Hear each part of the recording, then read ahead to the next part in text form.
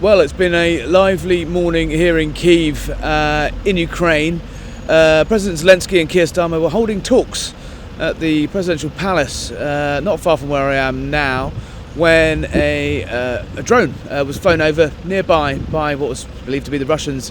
The air defences kicked in, the drone was shot down, all of this taking place right near where Keir Starmer and President Zelensky just laid a wreath at the memorial wall, walking around in the open air in central Kyiv.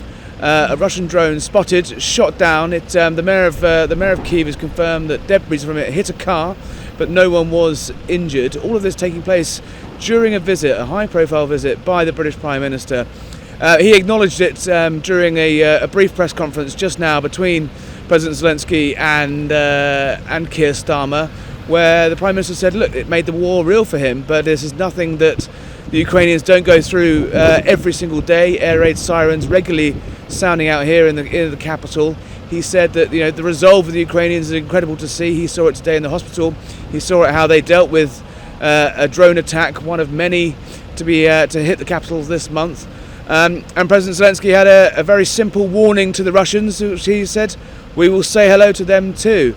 Obviously now Russia is under attack from Kyiv, armed with Western missiles, which they're using to strike right into Russian territory after a long dithering by the West, whether they give permission for that to happen. But no mincing of his words from President Zelensky. He said they will hit back. Now, crucially, in that press conference, Keir Starmer opened the door to the possibility of British troops being part of a peacekeeping effort to hold a lasting peace if one can be negotiated with the Russians. He did not rule that out.